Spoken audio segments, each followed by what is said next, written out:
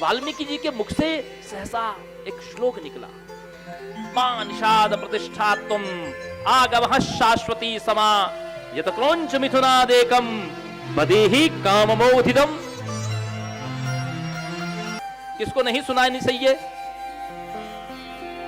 कि द्विजद्रोही घीन सुनाए मुकबहू,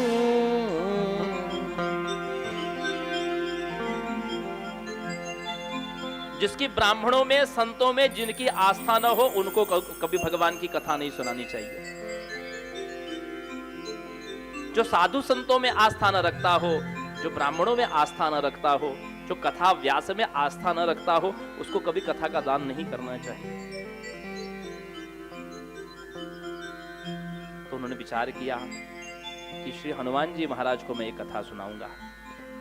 रामायण लेकर के हनुमान जी महाराज के पास पहुंच गए और हनुमान जी भी तो वाल्मीकि जी के पास आ रहे थे। दोनों की भेंट हुई। दोनों को जब परस्पर पता चला कि दोनों ही रामचरित्र का, रामायण का आदान प्रदान करना चाहते हैं, वाल्मीकि जी ने कहा कि श्री हनुमान जी महाराज आप श्रेष्ठ हैं, पहले आप ही अपनी रचना सुनाइए। तो श्री हनुमान जी महाराज उनको समुद्र के मध्य में लेकर के गए।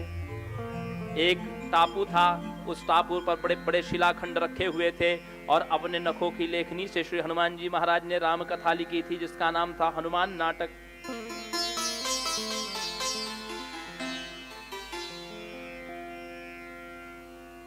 वाल्मीकि जी ने जब उस हनुमान नाटक को पढ़ा, राम कथा को पढ़ा, तो वाल्मीकि जी को लगा कि यद्यपि ब्रह्मा जी के आदेश से मैंने रचना तो कर दी, लेकिन मेरी रचना श्री हनुमान जी की रचना के आगे फीकी है। श्री भगवान की इस कथा को हनुमान जी की रामायण पढ़ने के बाद में, सुनने के बाद में कोई मेरी कथा क्यों सुने।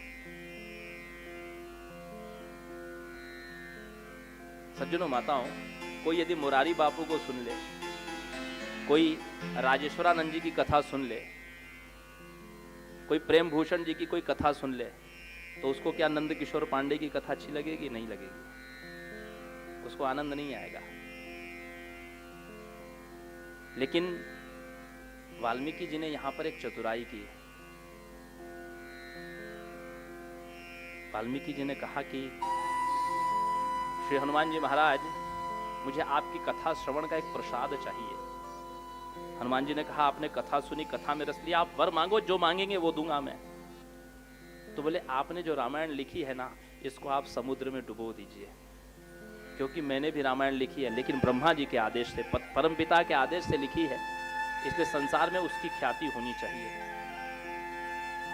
वाल्मीकि जी की रामायण को श्री हनुमान जी महाराज ने श्रवण किया, पढ़ा, वो भी कथा उनको, क्योंकि यत्र यत्र रघुनाथ कीर्तनम तत्र तत्र कृतमस्तकांजलिम बाष्पवारि परिपूर्ण लोचनम मारुति नमत राक्षसांतकम। क्योंकि हनुमान जी महाराज कैसे हैं कि प्रभु चरित्र सुनी बेको रसिया और राम लखन सीता मन बसिया। भगवान के चरित्र को सुनने में जो रस लेते हैं, ऐसे श्री हनुमान जी महाराज। श्री हनुमान जी महाराज ने देखा कि कथा तो इनकी भी अद्भुत है, लेकिन ये यदि ये मेरी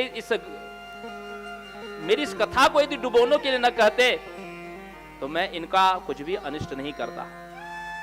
हनुमान जी महाराज ने अपने वचनानुसार उन शिलाखंडों को समुद्र में डुबो दिया, लेकिन साथ साथ वाल्मीकि जी को यह श्राप भी दे दिया कि जाओ, कलयुग में तुम्हारा जन्म, ये तुमने जो व्यवहार किया है, ये कलयुग के मनुष्य ऐसा व्यवहार करते हैं, इसलिए कलयुग में पुनः जन्म लो।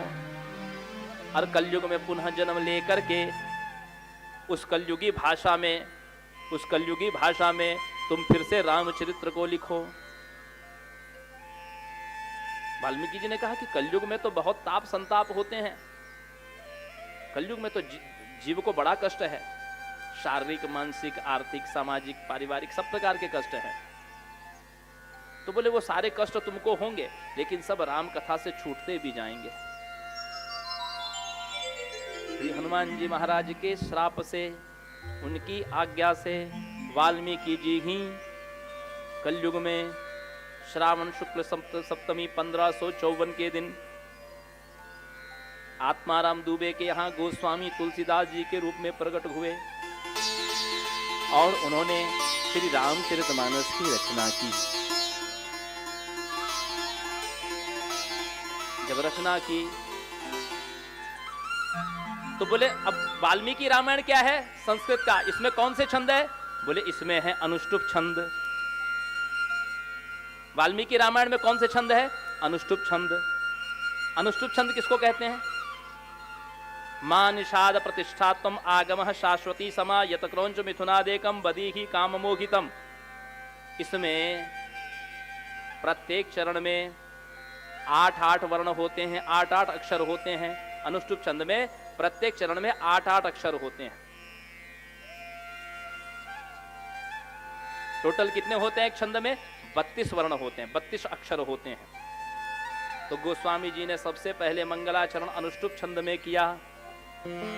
वर्णानामर्थ संघानाम रसानाम छंदसामपि मंगलानाम चक्रतारौ वंदे वाणी विनायकौ भवानी शंकरौ वंदे श्रद्धा विश्वास